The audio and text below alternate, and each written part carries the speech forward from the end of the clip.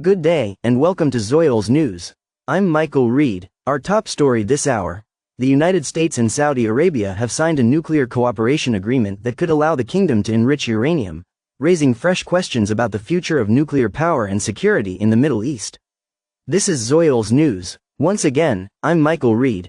The news begins now. Any agreement granting Saudi Arabia access to nuclear technology is controversial because uranium enrichment can, in theory, enable nuclear weapons.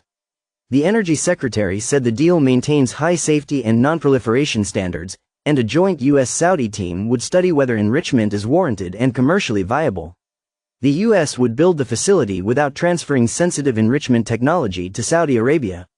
The agreement reportedly blocks Riyadh from developing or buying its own enrichment technology for a decade, but includes limits on inspections that could trigger skepticism in Congress. Saudi Arabia is not required to adopt the IAEA Additional Protocol, the so-called gold standard used by the UAE, partly due to concerns about inspections near sensitive sites like Mecca and royal palaces. Instead of the additional protocol, the deal uses a bilateral safeguards arrangement similar to the model protocol, which still needs IAEA Board of Governors approval. Supporters say it could boost the U.S. nuclear industry and reduce Saudi reliance on Russia or China.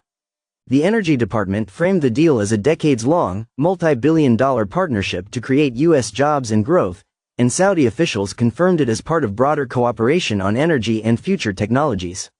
Experts say it could enable U.S. and allied firms to sell reactors, fuel services, training, and technical assistance under export approvals.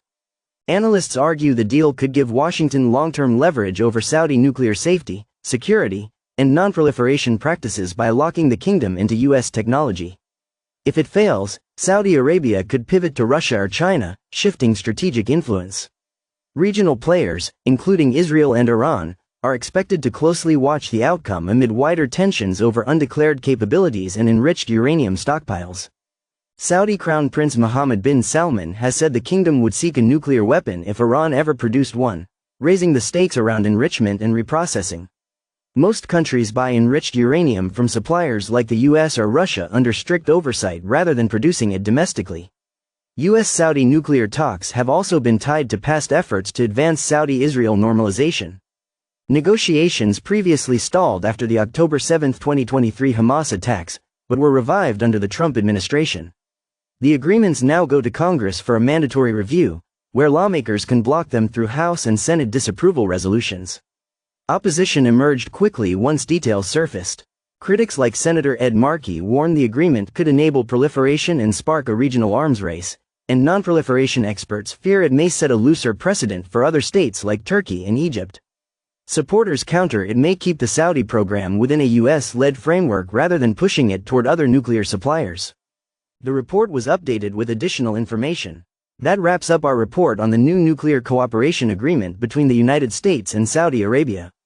While the deal could support the kingdom's nuclear ambitions, it is also likely to fuel debate over nuclear safeguards and security across the Middle East. You're watching Zoyols News. I'm Michael Reed. Thank you for joining us, and have a wonderful day.